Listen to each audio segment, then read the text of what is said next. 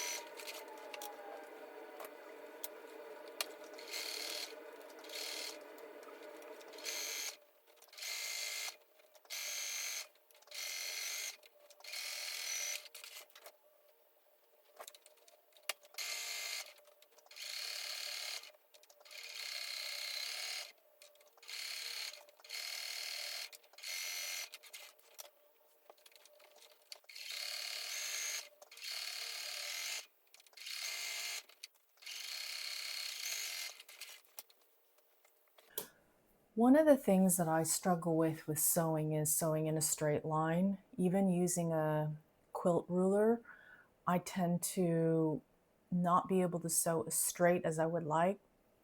So I purchased one of those red light laser things. It's like my first time using it, and I still haven't figured it out. I think it can help me, but I need to figure out the best way to use it.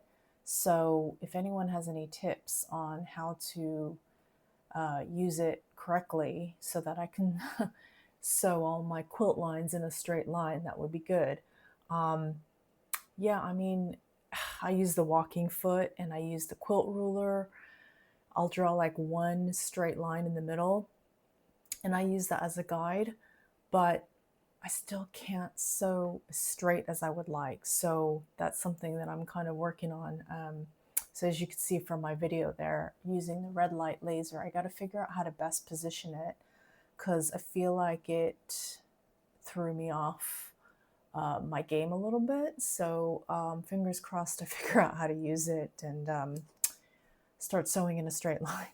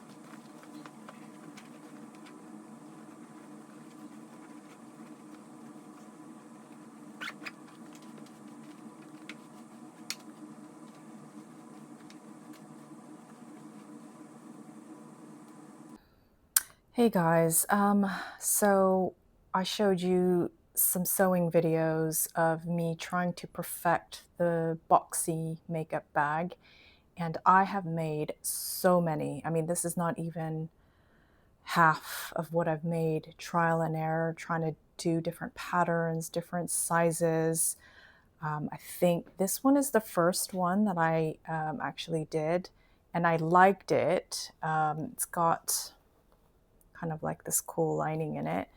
But like, I don't know, there was something about the way this is a tutorial I saw where you kind of fold like a triangle in, but I didn't like that, but I did like the size. And I've done so many like practice ones. I did using like the fabric and making like a tab, a handle, a tab. And then after a while, I was kind of like, I really like this cotton webbing because it's nice and sturdy. So I got one tab on one side, and then I've got the handle on that side. And I decided all the linings are pretty much going to be the same, which is like this cream off-white, because it kind of matches with everything. This is a bias tape method where you do like the bias tape in here so there's no raw edges. That turned out okay. This one is cotton webbing, and I did French seams on this. Now, the other thing I'll say is I don't like when there is a line down here or a line on the inside of the lining, because then when people sew it up, you can actually see it. It's a little bumpy, so I don't like that. It's not my preferred way. So I kind of like to do it where, yeah, there's just no lining here. There's no lining in here. So it's nice and tidy. And then I was trying to figure out size large, medium, mini. And I think this one, these two are perfect, the medium and the mini, but this turned out way too big. So I went back to the drawing board and I want one kind of like more this size.